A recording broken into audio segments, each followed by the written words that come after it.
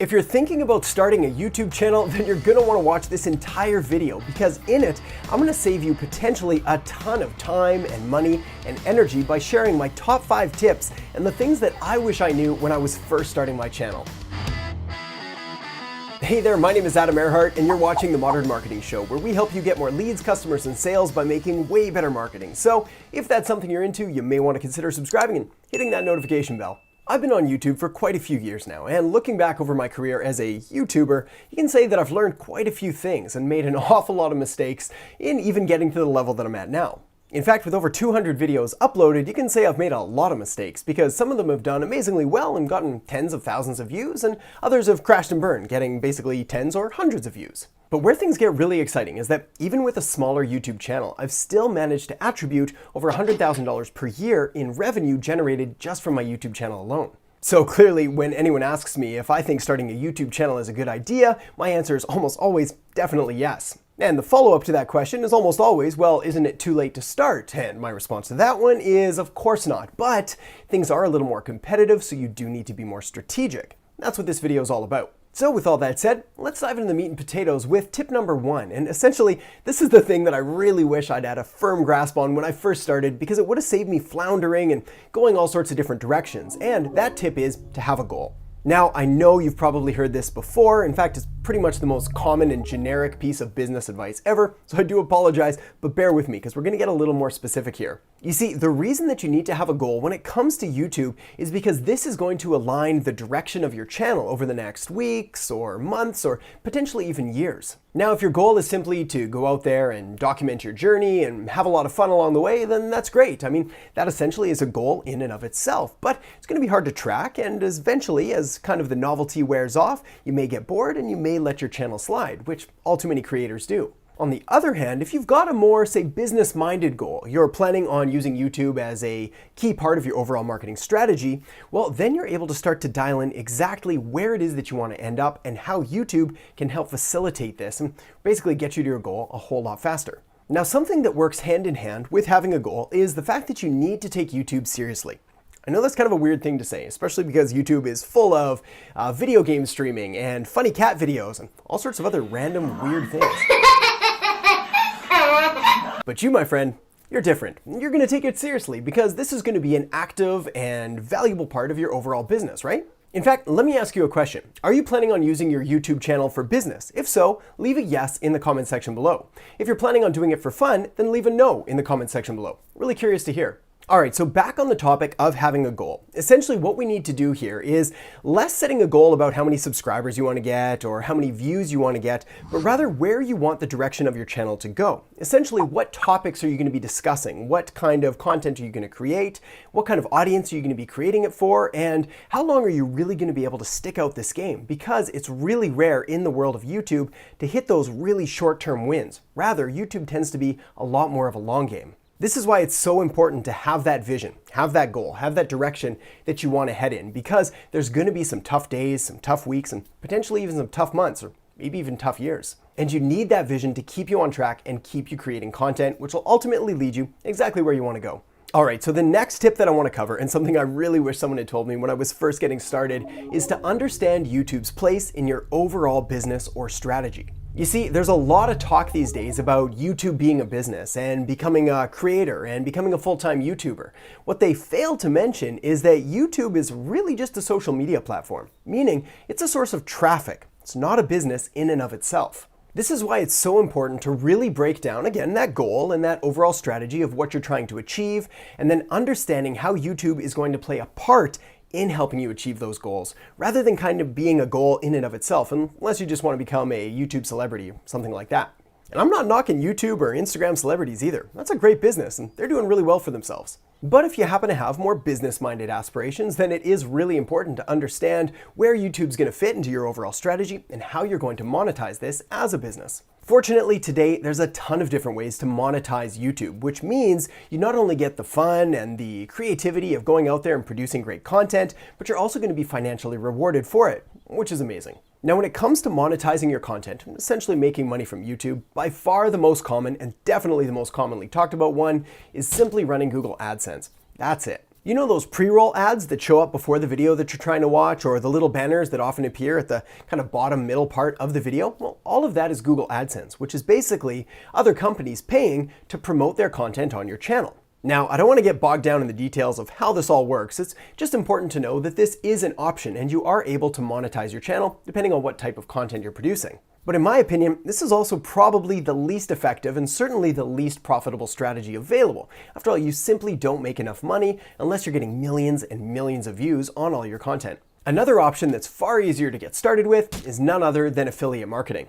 Affiliate marketing is simply when you recommend another person's products or services and you put a link. When the person clicks the link and buys the product or service, well, you get financially compensated for their purchase. Now, the beauty of affiliate marketing is that you can get started as early as today because you don't need your own products, you don't need your own services, and all you have to do is put a link to something that you know and use and recommend that people use as well. Now, depending on what niche or what genre your channel is going to be in, there's a ton of different affiliate offers out there. But by far the most common, definitely the most well-known, is none other than Amazon affiliates. The beauty of Amazon affiliates is that pretty much everybody knows Amazon, and signing up for an account is free and pretty simple to do.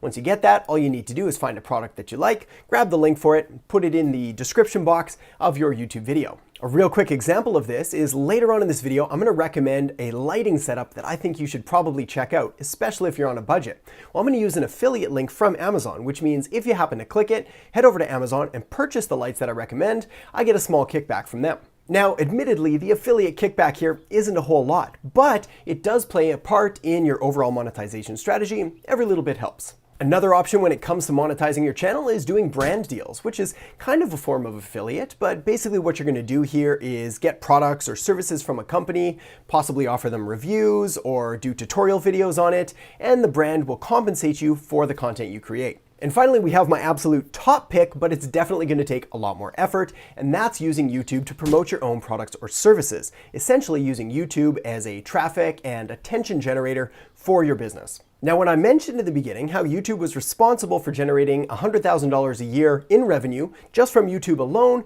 well, this is because I was using YouTube to create content, and then people were watching the content, engaging with it, and then going to check out my agency or my consulting services. But if you don't happen to have your own business yet, or you don't have your own products or services, that's okay. You can still start with the affiliates and the brand deals and even the AdSense and work up to that later. My next tip is to really understand and study the YouTube fundamentals. We're talking about things like keyword research and doing proper titles, writing proper descriptions, researching tags, and designing good thumbnails. But by far, probably the single most important YouTube fundamental there is to choose a niche and stay in it. What this means is, let's say you're a photographer and you want to create a channel on photography.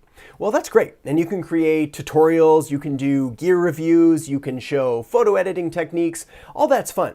But let's say that you also want to include things on travel, getting a little bit more out there, and maybe food, definitely out there, and maybe health and fitness. Way too out there. The problem is when you have all these diverse and scattered interests, YouTube doesn't really know how to place you into the algorithm. Not to mention, people that are going to be following you for your photography advice, you're going to totally lose them when you start talking about travel or health or food or anything like that. Now, over time, as you create more and more content, you're going to start to realize what types of content resonates best with your audience.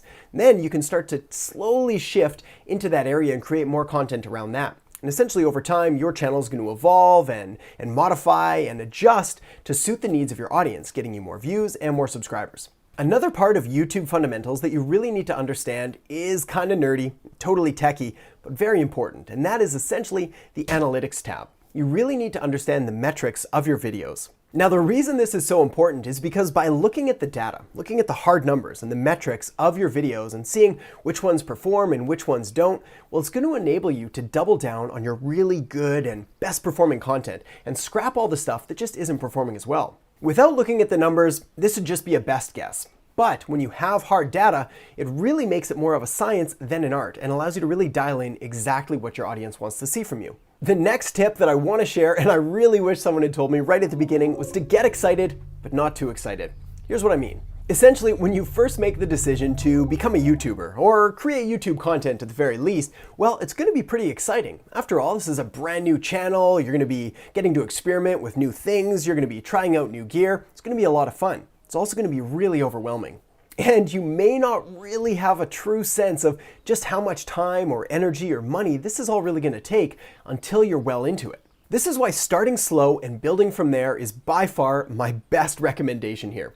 Don't come out swinging and try to produce a video a day or even 3 videos a week. Rather, if you can shoot for just 1 video a week or maybe even 1 video every 2 weeks just to get started, this is going to be a great start. One of the worst things you can do, something we see all the time, is someone comes out just guns blazing and they're posting videos all the time, they're doing live streams, they're responding to comments. They do this for like 30 days, maybe 60 days, and then it starts to basically just fall off a cliff. And we never hear from them again. All that time and money and energy, totally wasted. And essentially what could have been a very profitable and very promising YouTube career gets flushed down the toilet.